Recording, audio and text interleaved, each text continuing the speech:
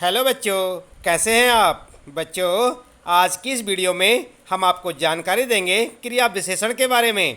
हम आपको बताएंगे कि क्रिया विशेषण किसे कहते हैं, उसकी परिभाषा, भेद और उदाहरण आज की इस वीडियो में आप जानने वाले हैं। तो चलिए शुरू करते हैं और जानते हैं क्रिया विशेषण की परिभाषा। तो बच्चों आप ध्यान दें, हम पढ़ रहे हैं क्रिया विशेषण की परिभाषा और इसके बारे में हम आपको यहाँ पर जानकारी देने वाले हैं। तो आइए सबसे पहले परिभाषा को जानने से पहले जान लेते हैं कि शब्द के कितने प्रकार होते हैं। तो आप ध्यान दें, यहाँ पर शब्द के दो प्रकार होते हैं, विकारी शब्द और अविकारी शब्द। विकारी शब्द किसे कहते हैं, सबसे पहले जान लेते हैं। विकारी शब्द जिन शब्दों में लिंग, वचन और कारक के कारण विकार उत्पन्न हो जाता है उसे विकारी शब्द कहते हैं। आपने ध्यान दिया, यहाँ पर सबसे पहले हमने आपको बताया शब्द के प्रकार। शब्द के प्रकार दो, विकारी शब्द और अविकारी शब्द। यानी कि आप यहाँ पर जो है क्रिया विशेषण की परिभाषा जानने से पहले आपको शब्दों के प्रकार के बारे में जानना जरूरी है, इसलिए हम आपको सबसे पहले शब्द के प्रकार यहाँ पर बता रहे हैं। नंबर 1 विकारी शब्द और नंबर 2 अविकारी शब्द। आप इसी प्रकार से इसमें लिख सकते हैं अपनी नोटबुक में। तो आप देख रहे हैं यहाँ पर विकारी शब्द किसे कहते हैं, तो जिन शब्दों में लिंग, वचन और कारक के कारण विकार उत्पन्न हो जाता है उसे विकारी शब्द कहते हैं, यानी कि उनमें कुछ बदलाव हो जाता है। और आइए जान लेते हैं कि नंबर 2 अविकारी शब्द। जिन शब्दों में लिंग, वचन और कारक के कारण विकार उत्पन्न न हो उसे अविकारी शब्द कहते हैं। क्रिया विशेषण अविकारी शब्द का ही एक भेद होता है। तो आपने ध्यान दिया, यहाँ पर हमें जो है क्यों जानने पड़े ये दोनों विकारी और अविकारी शब्द, क्योंकि जो क्रिया विशेषण होता है ये अविकारी शब्द का ही एक भेद होता है। इसलिए आप ध्यान रखें कि ये जो है क्रिया विशेषण के बारे में जानने से पहले आपको अविकारी शब्दों के बारे में जानना जरूरी है। तो चलिए यहाँ पर देखते हैं क्रिया विशेषण। जिन शब्दों के कारण क्रिया की विशेषता का पता चलता है उसे क्रिया विशेषण कहते हैं। आप परिभाषा में क्या लिखेंगे कि जिन शब्दों के कारण क्रिया की विशेषता का पता चलता है उसे क्रिया विशेषण कहते हैं। हम साथ में आपको यहाँ पर बताएंगे अविकारी शब्द। यहाँ पर जैसे कि आप उदाहरण में देख सकते हैं, वह धीरे धीरे चलता है। तो यहाँ पर क्रिया क्या हो सकती है बच्चों, ध्यान दें आप, चलना एक क्रिया है। चलना एक क्रिया है और क्रिया की विशेषता क्या है कि कैसी हो रही है क्रिया, धीरे धीरे। आपने ध्यान दिया, यहाँ पर धीरे धीरे हो रही है। जो चलने की क्रिया हो रही है कैसी हो रही है, धीरे धीरे। तो यहाँ पर आप स्पष्ट समझ गए होंगे कि जिन शब्दों के कारण क्रिया की विशेषता का पता चलता है उसे क्रिया विशेषण कहते हैं। यहाँ पर जो है क्रिया की विशेषता यही है कि वो धीरे धीरे हो रही है। जो चलने की क्रिया हो रही है धीरे धीरे हो रही है। तो आपको पता चल रहा है ना कैसे चला जा रहा है, धीरे धीरे। तो ये क्या है, विशेषण है। कौन सा विशेषण, क्रिया विशेषण। और इसी प्रकार से आप देखें यहाँ पर खरगोश तेज दौड़ता है। दौड़ना क्या है, एक क्रिया है। दौड़ना क्या है, क्रिया है। और इसकी विशेषता क्या है, तेज।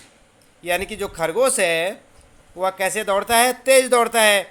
तो क्रिया की विशेषता बताने वाले शब्दों को क्रिया विशेषण कहते हैं। तो उसी संदर्भ में आप जानें कि जो दौड़ने की क्रिया हो रही है वो कैसे हो रही है, तेज हो रही है। तो यहाँ पर क्रिया विशेषण क्या होगा आपका, तेज। यहाँ पर ध्यान दिया आपने, तेज जो आपका क्रिया विशेषण है। और इसी प्रकार से धीरे धीरे आपका क्या है, क्रिया की विशेषता बताता है ये शब्द, इसलिए भी क्रिया विशेषण है। बात कर रहे थे हम अविकारी शब्दों की। तो अविकारी शब्द क्या होते हैं, जिनमें जो है लिंग, वचन, कारक के कारण भी परिवर्तन नहीं होता, उन्हें अविकारी शब्द कहते हैं।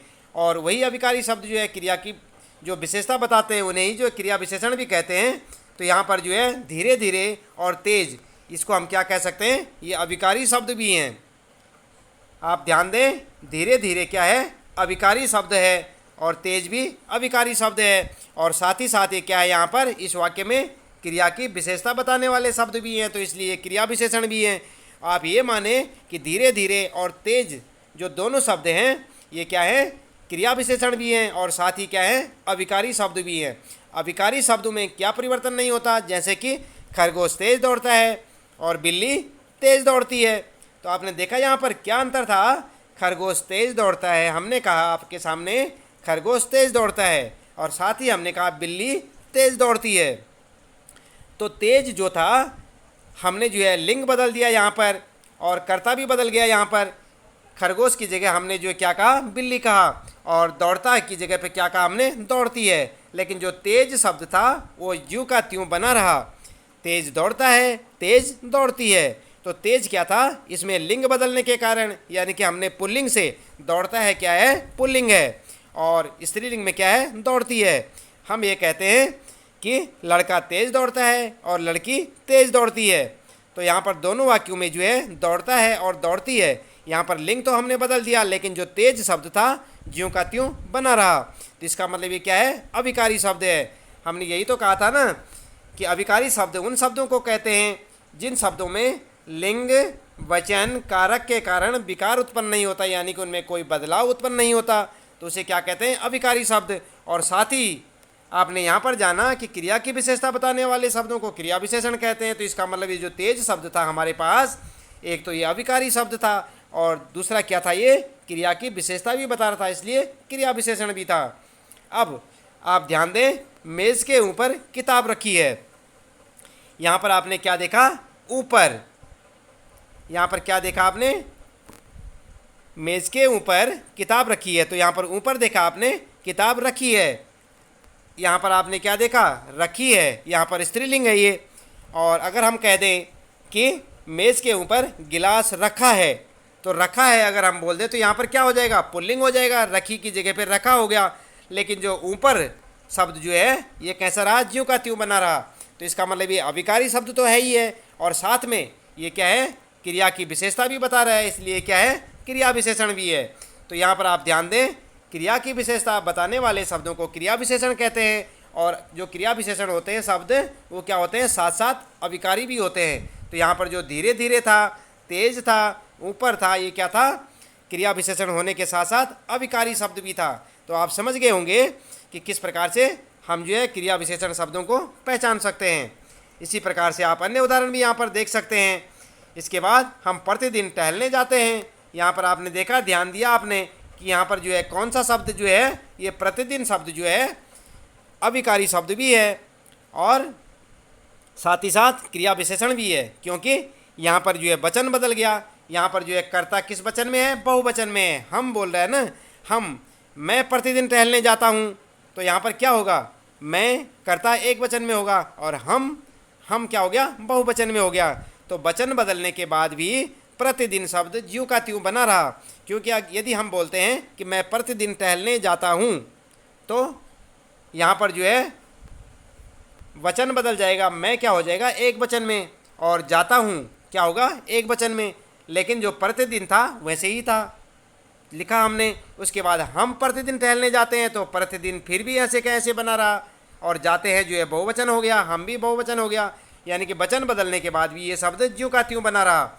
यदि मैं ये कह देता हूँ कि वह जो है प्रतिदिन टहलने जाती है, तो यदि हम उसको जो है यहाँ पर जो है एक वचन करता और जाती है लिंग बदल देते हैं, तब भी यहाँ पर प्रतिदिन उचित लगता है, यानी कि ये शब्द अपनी जगह पे बना रहता है। तो इसका मतलब ये शब्द क्या है, अविकारी शब्द है, और अविकारी होने के साथ साथ ये क्या है, क्रिया विशेषण भी है, क्योंकि क्रिया की विशेषता क्या है, प्रतिदिन।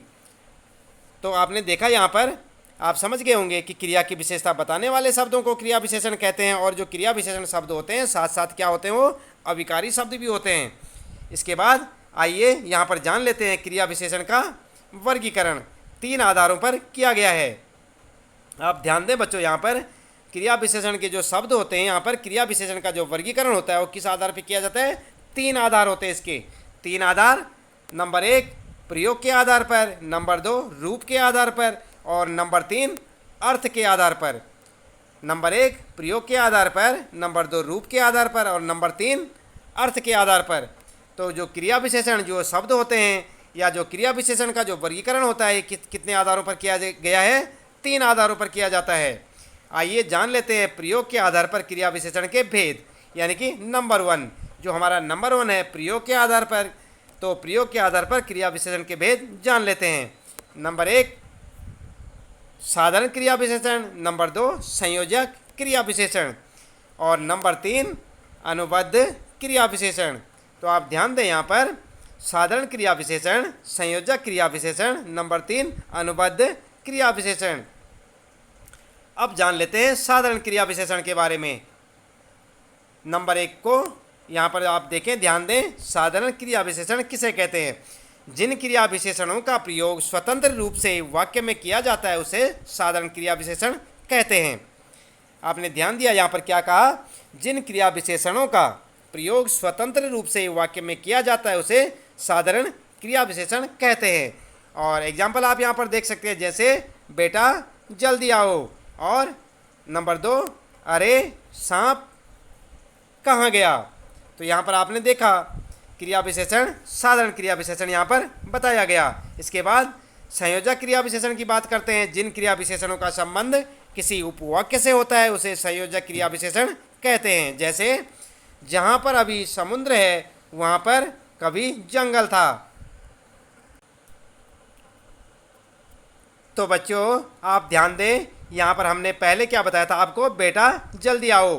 तो यहाँ पर क्या था? बेटा जल्दी आओ। यहाँ पर जो है जिन क्रिया विशेषणों का प्रयोग स्वतंत्र रूप से वाक्य में किया जाता है उसे साधारण क्रिया विशेषण कहते हैं। यहाँ पर जो है क्रिया की विशेषता क्या है? जल्दी आना। तो और यहाँ पर क्या देख रहे हैं आप? सांप कहाँ गया। तो यहाँ पर क्या है? क्रिया विशेषण क्या है? कहाँ।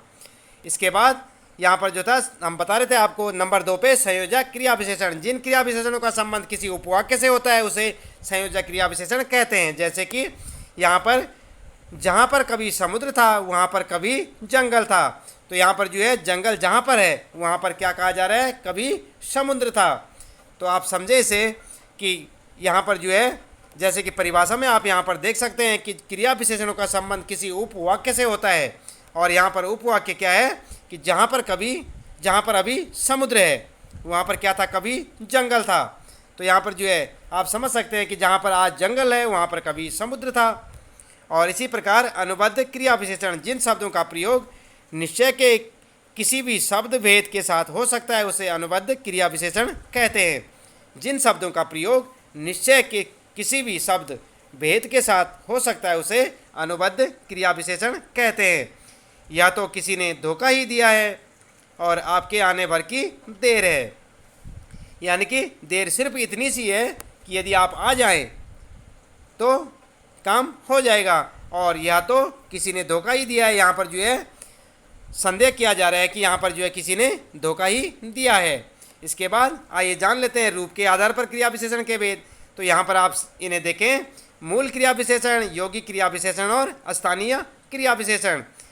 बात करते हैं मूल क्रिया विशेषण की, तो जो दूसरे शब्दों में प्रत्यय लगाए बिना बनते हैं, अर्थात जो शब्द दूसरे शब्दों से मिलकर नहीं बनते उन्हें मूल क्रिया विशेषण कहते हैं। जैसे पास, आप देख रहे हैं ना यहाँ पर, पास, दूर, ऊपर, आज, सदा, अचानक, फिर, नहीं, ठीक आदि, ये क्या है? मूल क्रिया विशेषण। इसके बाद आइए जान लेते हैं यौगिक क्रिया विशेषण किसे कहते हैं। तो इसके बारे में जो दूसरे शब्दों में प्रत्यय या पद आदि लगाने से बनते हैं उन्हें यौगिक क्रिया विशेषण कहते हैं। जैसे कि संज्ञा से यौगिक क्रिया विशेषण, जैसे सवेरे, आप देखें यहाँ पर सवेरे, शाम, आजन्म, क्रमशः और प्रेम पूर्वक, रात भर, मन से आदि। इसके बाद जान लेते हैं यहाँ पर जैसे सर्वनाम से यौगिक क्रिया विशेषण कैसे बनते हैं। जैसे यहाँ, वहाँ, अब, कब, इतना, उतना, जहाँ, जिससे आदि। आप इन्हें अपनी नोटबुक में नोट भी करें। विशेषण से क्रिया विशेषण, जैसे चुपके, पहले, दूसरे, बहुधा, धीरे आदि। तो यहाँ पर जो है नंबर 4 क्रिया से क्रिया विशेषण कैसे बनते हैं। जैसे खाते, पीते, सोते, बैठते, उठते, जागते आदि। इसके बाद शब्दों की द्विरुक्ति से क्रिया विशेषण कैसे बनते हैं। जैसे कभी, कभी, धीरे धीरे, बार बार, घर भर, घर घर, घड़ी घड़ी, बीच बीच, हाथों हाथ, एक एक, ठीक ठीक, साफ साफ और कब कब, कहाँ कहाँ आदि। यानी कि शब्दों की द्विरुक्ति यानी कि 2 बार उक्ति, यानी कि 2 बार बोलने पर जो क्रिया विशेषण बनते हैं उन्हें क्या कहते हैं? क्रिया विशेषण। जैसे वह धीरे धीरे चलता है तो ये क्या है? शब्दों की द्विरुक्ति से उत्पन्न क्रिया विशेषण है। इसके बाद विभिन्न शब्दों के मेल से क्रिया विशेषण कैसे होते हैं। जैसे रात, दिन, कल परसों, सांझ सवेरे, घर बाहर, देश विदेश, जहाँ तहाँ, जब तब, जब कभी, आसपास, जहाँ कहीं आदि। इसके बाद संस्कृत के करण कारण से क्रिया विशेषण कैसे। तो आप देखें यहाँ पर कृपया, साधारणतया आदि, और यहाँ पर तह प्रत्यय लगने से भी क्रिया विशेषण बनाए जाते हैं, जैसे कि वस्तुतः, आप आने वाले हैं, मुख्यतः, बात यह है, और विशेषता आदि। इसके बाद उपसर्गों के जोड़ने से क्रिया विशेषण, जैसे प्रतिदिन, प्रत्येक, प्रतिफल आदि। और धातु से क्रिया विशेषण के बारे में, जैसे देखने आते आदि। और अव्यय से क्रिया विशेषण, जैसे झट से, यहाँ तक आदि। इसके बाद दो समान या अलग क्रिया विशेषणों में न लगकर कैसे बनाए जाते हैं, जैसे कभी न कभी आपको आना ही होगा, या कुछ न कुछ उनको जरूर देना चाहिए। तो इस प्रकार के जो वाक्य हैं उनमें क्या है, दो समान और अलग क्रिया विशेषण। इसके बाद अनुकरण वाचक की दुरुक्ति से क्रिया विशेषण, जैसे पट पट और तड़ तड़, सटासट और धड़ाधड़ आदि। इसके बाद पूर्वकालिक कृदंत और विशेषण के जोड़ से क्रिया विशेषण। इसके बाद जैसे विशेषकर, बहुतर, मुख्यतर, एक एक कर आदि। इसके बाद स्थानीय क्रिया विशेषण के बारे में जानते हैं।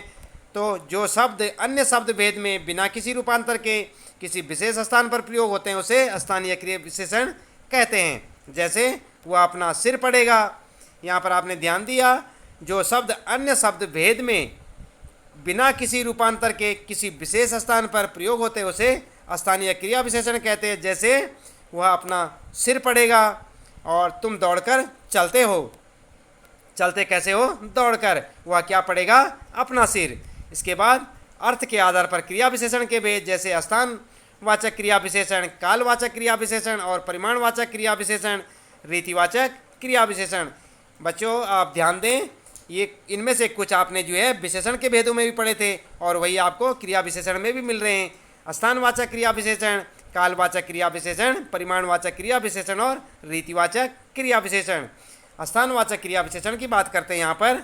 तो स्थानवाचक क्रिया विशेषण किसे कहते हैं, आप ध्यान दें, जिन अभिकारी शब्दों से क्रिया के व्यापार के स्थान का पता चले उसे स्थानवाचक क्रिया विशेषण कहते हैं। वे शब्द जो क्रिया के घटित होने के स्थान का बोध कराते हैं उन्हें स्थानवाचक क्रिया विशेषण कहते हैं। जैसे यहाँ, यहाँ वे रोज आते हैं, वहाँ मत जाओ, वहाँ वे काफ़ी दिनों से नहीं आए, और कहाँ जा रहे थे, जहाँ तहाँ, सामने, नीचे, ऊपर, आगे, भीतर, बाहर, ये सब क्या है, स्थानवाचक क्रिया विशेषण। उदाहरण, बच्चे ऊपर खेलते हैं, अब वहाँ अकेला मजदूर था, तुम बाहर बैठो।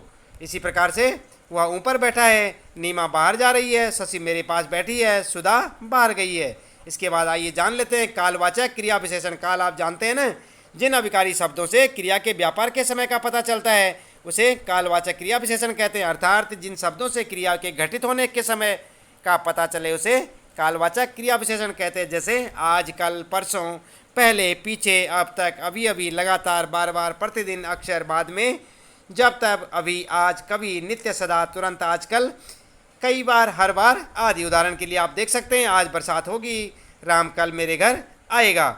इस प्रकार से इन्हें क्या कहेंगे आप, कालवाचक क्रिया विशेषण। तो आपने क्या पढ़ा अभी तक? अभी तक आपने जाना कि कालवाचक क्रिया विशेषण किसे कहते हैं।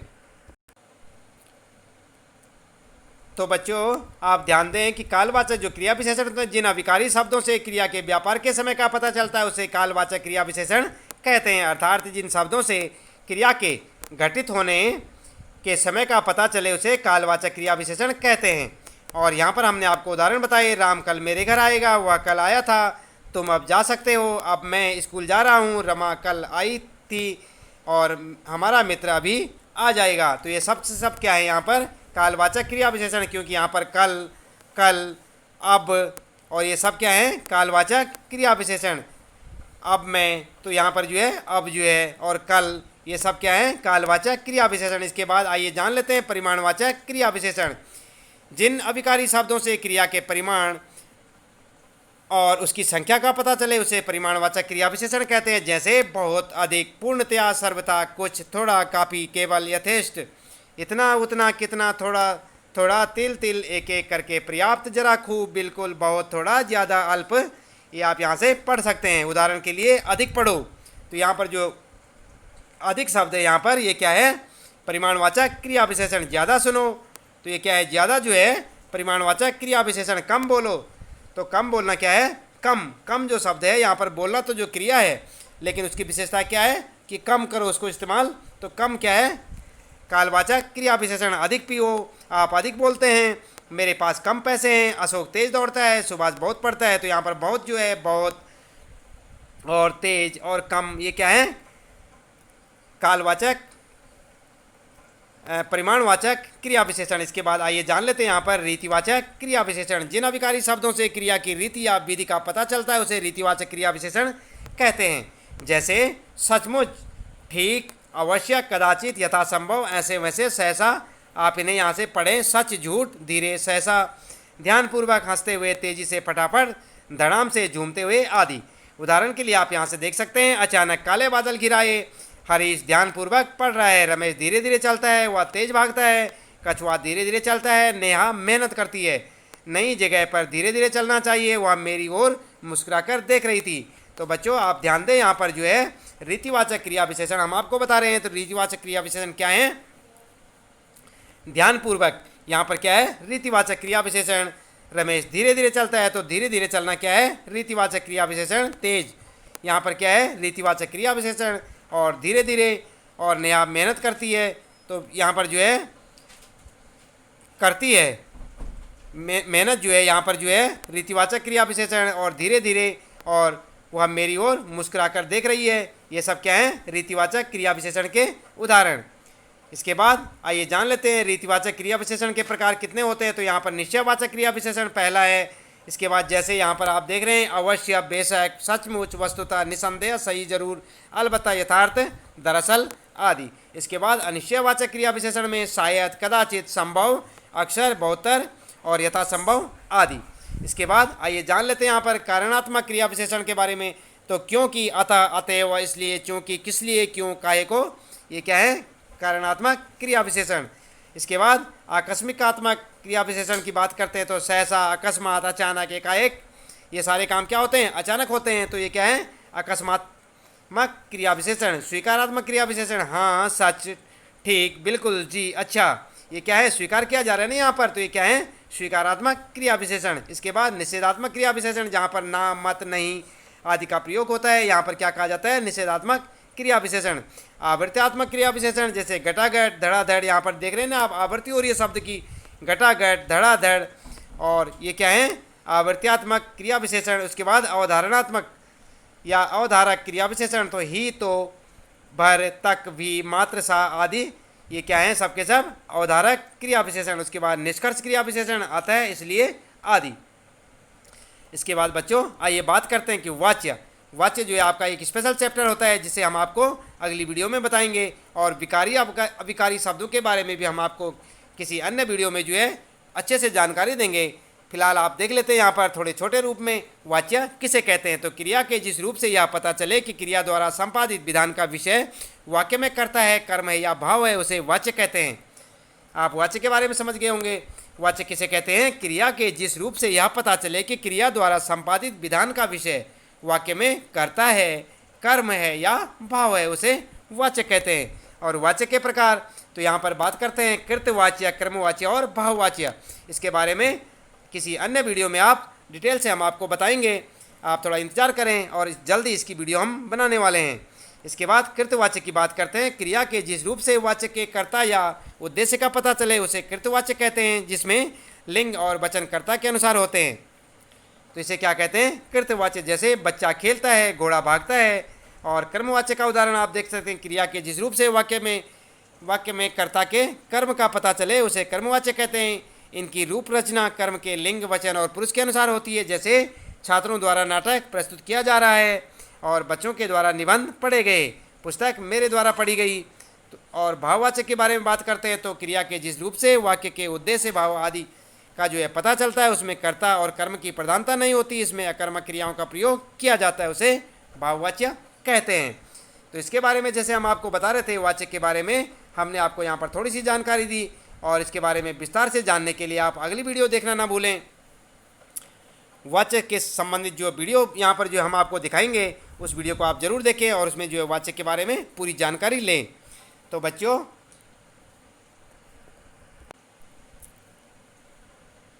आज हमने आपको जानकारी दी क्रिया विशेषण के बारे में। क्रिया विशेषण किसे कहते हैं, उसकी परिभाषा बताई, उसके भेद और उदाहरण।